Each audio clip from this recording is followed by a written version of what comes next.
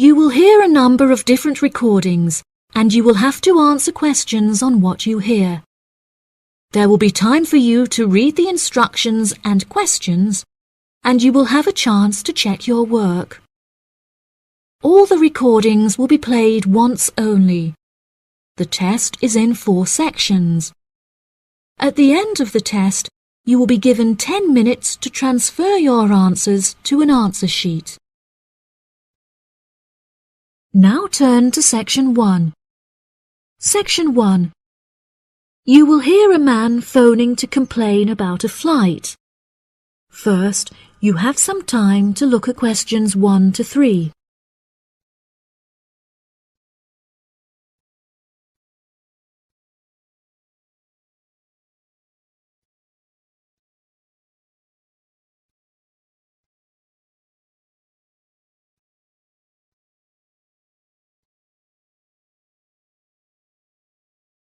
Now we shall begin. You should answer the questions as you listen, because you will not hear the recording a second time. Listen carefully and answer questions 1 to 3. Hello, you have reached the complaints department. How can I help you? Yes, hello there. I am phoning to make a complaint regarding a flight that I took with you recently. Okay. There are some details I will need to take from you first. May I have your name, please? Jack Dawson. That's D-A-W-S-O-N. And your address? It's 33 Hillcrest Road. That's Hillcrest. 33 Hillcrest Road. Is that in Exeter? Yes. And what is the postcode of the residence? It's AL698GQ. Thank you. Do you have a telephone number? Yes, the number at my office is 754688. That's good. And may I just take a home phone number for you in case of emergencies? No problem. It's 798662. Are they both local numbers? Yes.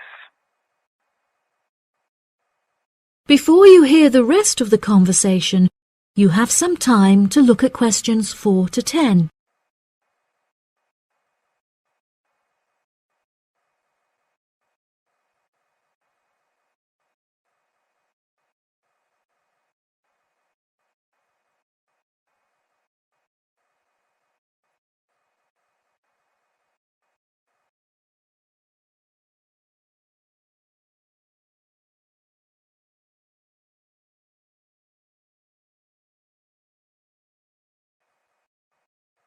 Now listen and answer questions 4 to 10.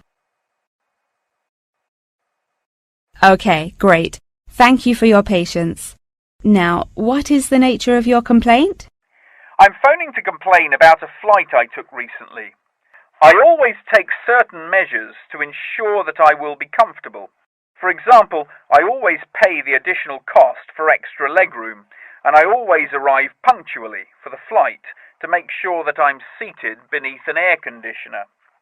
Unfortunately, I was disappointed to find that the air conditioning on the plane was broken, so I spent the entire flight in discomfort as it was too hot and the air was stuffy. I see. I do apologize for this fault with the air conditioning. Now, while I have you on the phone, would you mind answering a short questionnaire regarding your recent flight? Sure. Okay, let's get started. What did you think of the food that was served to you during the flight? I thought that it was inexpensive and quite delicious. However, I was still very hungry afterwards, as it was a very small portion and more of a snack. Providing a snack for lunch is not reasonable. Okay, I have noted that down. What was your opinion of the quality of service that you received from our staff on board? The staff was very helpful, but each time I pressed the button to request service, it took a long time for a staff member to arrive. I found this frustrating, as there just weren't enough staff on board the flight to be able to serve all the customers. Okay, that's great. Thank you very much for answering those questions. Are there any other parts of your travel experience that you would like to comment on? Yep.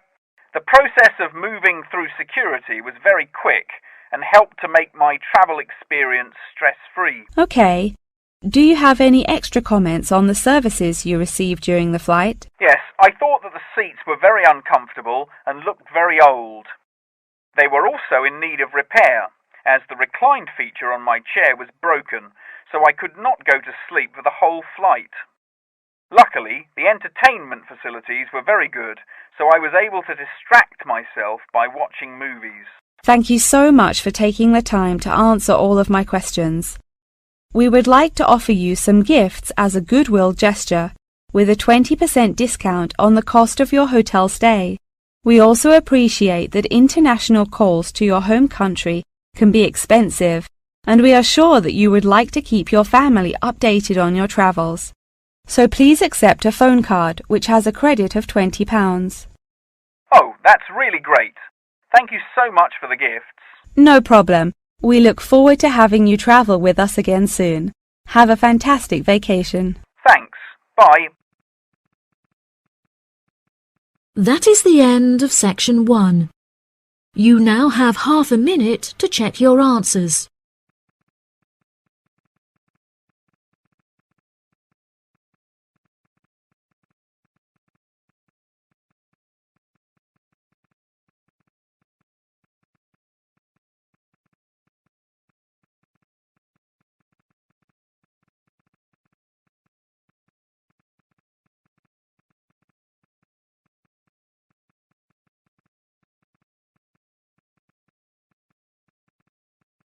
Now turn to section 2.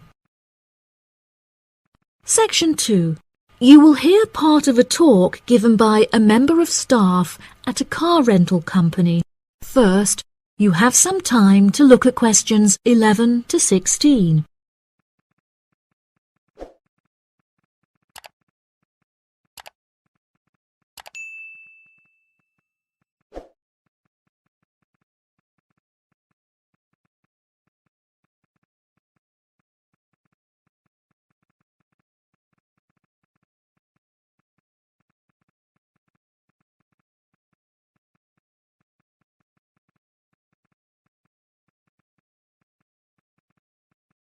Now listen carefully and answer questions 11 to 16. Good morning, listeners, and welcome back to Star Radio. Today on the show, we have a visitor from Yazoo Car Rental, who is going to give us an insight into his company and into the public transport system. Welcome, Jonathan. Thank you for having me. Yes, I would like to start by introducing my company, Yazoo Car Rental.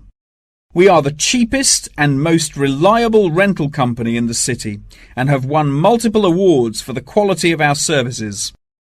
This success did not come easily, however, and it proved important that we stay fresh and are always thinking of ways to attract new customers.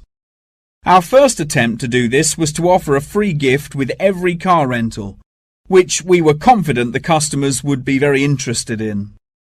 The offer of a free Hoover with each rental, however, did not attract any new customers, so we quite quickly stopped offering it.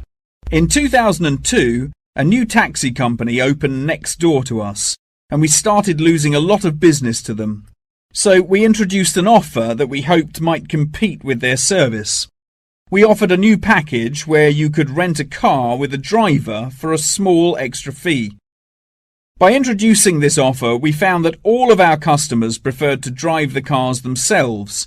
So again, this offer was unsuccessful in attracting more customers. Learning from these mistakes, we decided to offer a package service where the customer no longer had to come to our offices to pick up the rental car. Instead, we could drop off and pick up the car anywhere in the city to make the customer's experience a lot more stress-free. This offer was very popular and increased our profits by 30%. In order to attract a younger demographic, we updated the models of cars that we offered for rental. We began offering more trendy cars such as minis and smart cars that we thought might appeal to the younger crowd, and we also purchased them in more fun colours like reds and greens. This offer attracted some new customers of a younger age group, however, not as many as we hoped.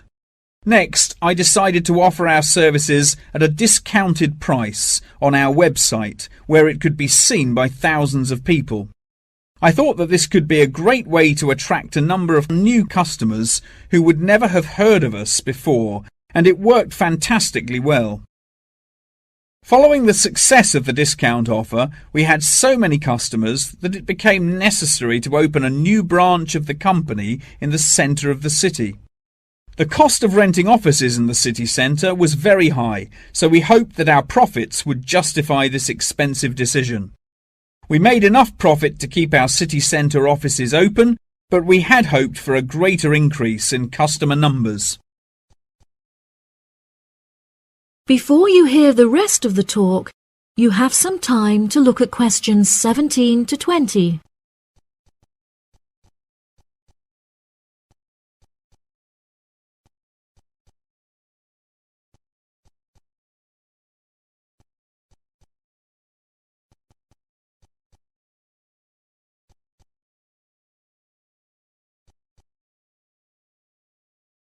Now listen and answer questions 17 to 20. Now for the second part of my talk, which is on the topic of public transport. There are many benefits to public transport. For example, the recent introduction of bus lanes has meant that buses are now unaffected by traffic jams and are able to stay on schedule.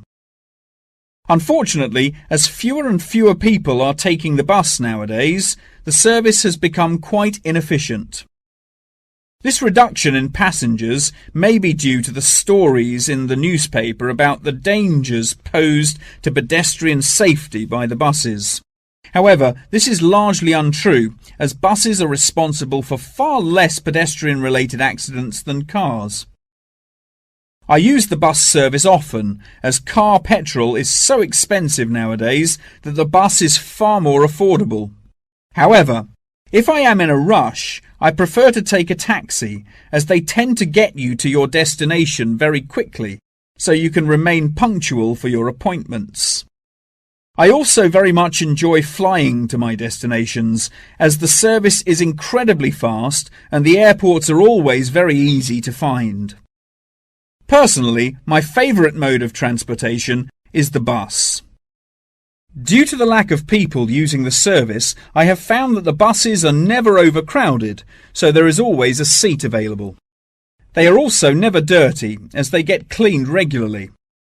However, I have found that sometimes the bus can be over a half hour behind schedule, which can be very frustrating. There has been a lot of fluctuation in the price of bus tickets in the last couple of years. In the past, £1.80 for a ticket was enough to sustain the bus companies. However, as the price of fuel increased, so did the ticket prices. Now the ticket prices are declining as the bus companies try to encourage more people to use their service again. Well, that's all from me today. Thank you for listening. That is the end of section 2. You now have half a minute to check your answers.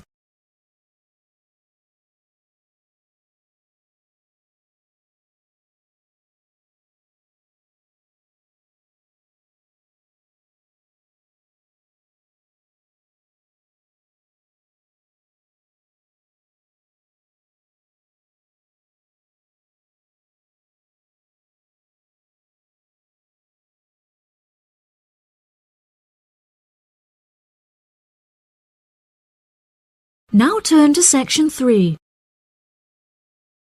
Section 3. You will hear a conversation between a student and her professor discussing an assignment. First, you have some time to look at questions 21 to 25.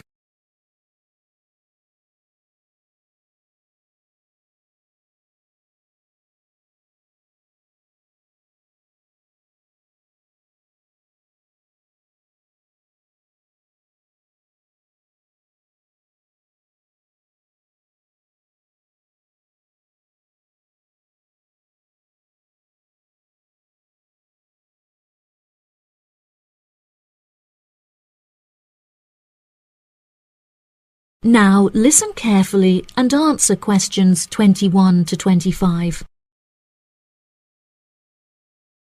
Excuse me, Dr. Thompson. May I speak to you for a minute? Of course. Please come in. I'm Alexandra Jones. I'm studying business here at the university, and for my assignment I have to carry out a survey of people who own their own organizations. I heard that you are the founder of your own company, and I was wondering if I could ask you some questions about it. Yes, of course. Please fire away.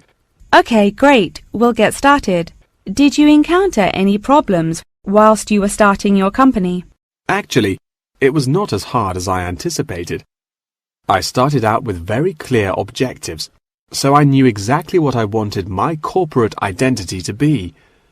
It was very difficult to find the correct premises, as the property market in London is so competitive, but eventually I found the perfect site.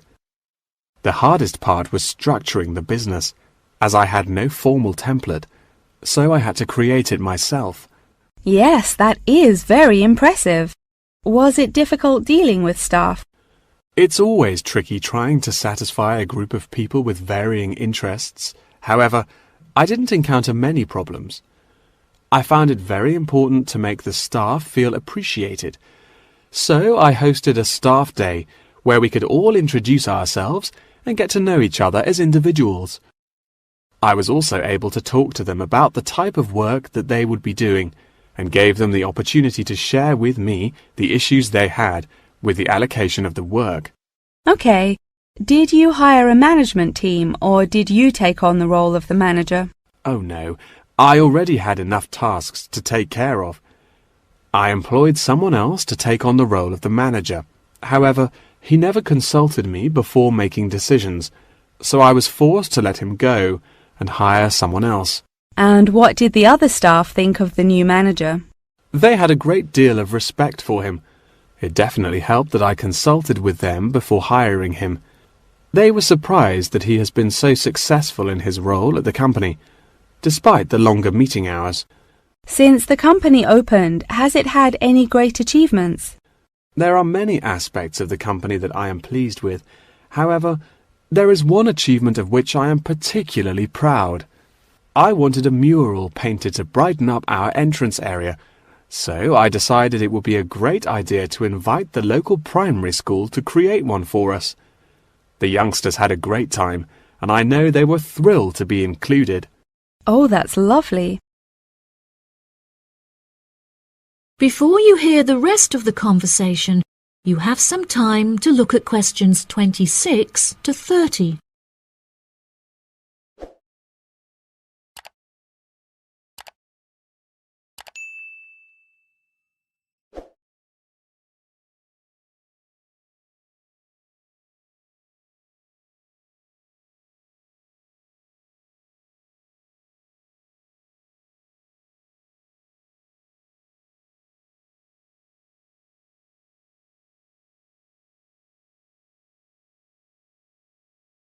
Now listen and answer questions 26 to 30.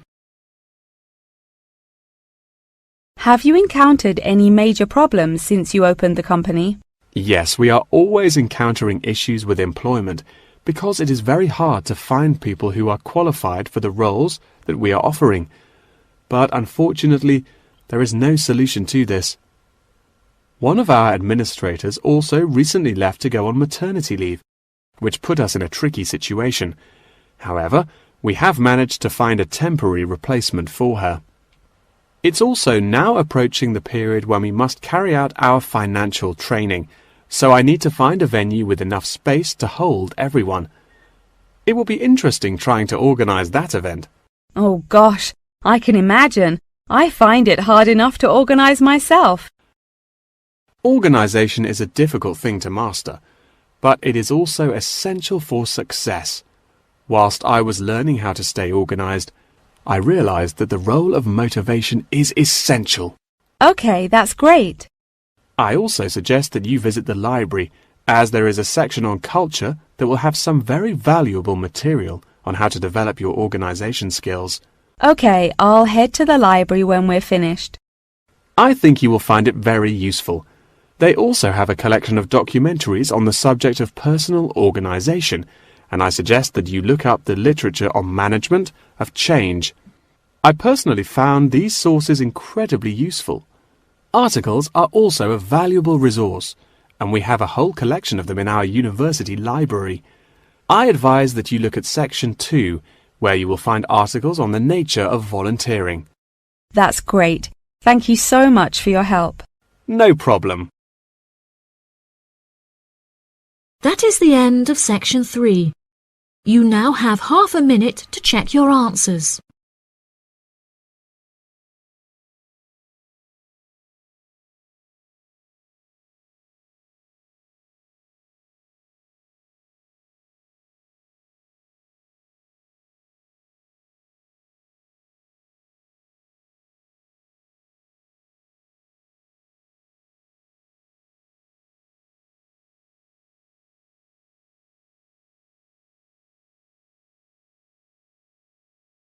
Now turn to Section 4.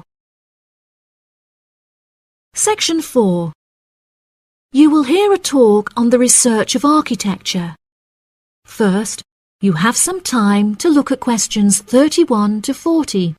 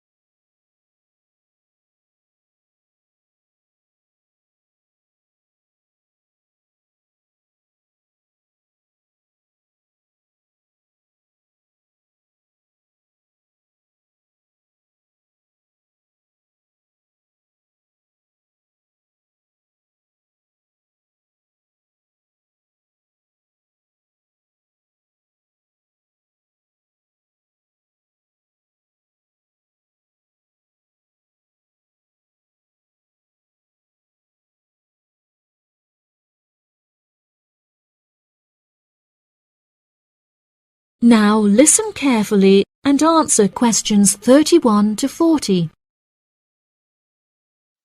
Welcome, class, to your very first lecture in this series on architecture, conducted by myself, Dr. Torben Dahl. Today we will be looking into the relationship between climate and architecture, where I will be giving you a critical overview of the main climate influences that shape the design of buildings. Throughout this lecture series, we will be looking at the latest research into climatic design carried out by experts in the field, in addition to case studies and examples drawn from modernist practice, both in cities and rural areas. Now, acid rain is one of the climatic elements with the most devastating effects on our architecture. The chemicals in acid rain can cause paint to peel, corrosion of steel structures such as bridges, and erosion of stone statues. Since the 1970s, our government has been making great effort to reduce the release of these chemicals into the atmosphere, with positive results. Private organizations have also been raising awareness and funds, and recently received a huge donation from the bank. It is interesting to look at the studies that have been carried out into the effects of acid rain at varying altitudes. Research has shown that there are lower levels of acid in the damaging pollutants at higher altitudes, meaning that skyscrapers are much less vulnerable to the negative effects, as they are exposed to acid rain with far lower levels of damaging pollutants. Recently, the ALTA project was founded to carry out further research into acid rain. This project is directed towards studying the effects of acid rain on old, traditional buildings of stone construction that are vulnerable to damage caused by acid rain. Masonry is particularly vulnerable as it is easily corroded and weakened by the acidic chemicals. It is imperative that we protect these buildings, as they are valuable examples of our history and culture.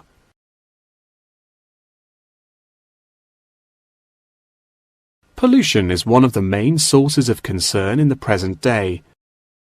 The construction industry contributes considerably as a source of pollution in its day-to-day processes of creating building materials such as concrete and glass. However, more new sustainable methods are being developed to counter this. A recent case study for this is Sky Tower, whose windows have been made from recycled glass to prevent pollution from the glass-making process. Water is the most problematic element to be considered in construction. It is imperative that construction elements, such as the insulation, are fitted into the building in dry weather to prevent it from getting wet. This makes winter an undesirable season for construction, as the heavy rainfall can have adverse effects on the building. Another climate type that has an enormous effect on buildings is humidity. Constructions made of steel and stone are largely unaffected by humidity. However, it can have a serious effect on wooden constructions if the timber has not been correctly treated. Moisture from the air can condense in the grain of the wood, which then swells and shrinks in proportion to the magnitude of change in its moisture content. This variation in size can have disastrous consequences.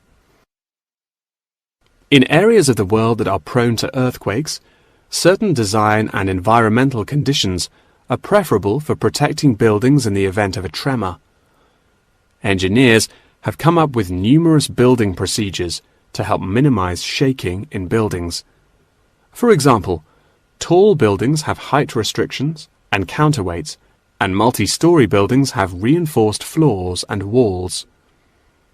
Ground conditions are a cause for worry in many constructions, as often the soil is of the wrong density to protect the foundations. Luckily, technology has now been developed that can help to minimize damage by earthquakes. Seismic sensors can give prior warning when an earthquake is about to happen, so that preparations can be made to protect both the people and the buildings from harm. The movement of building structures can now also be measured and monitored over time by architects. It has been expressed by architects within the design community that it would be valuable to be given special courses for designing buildings within earthquake zones.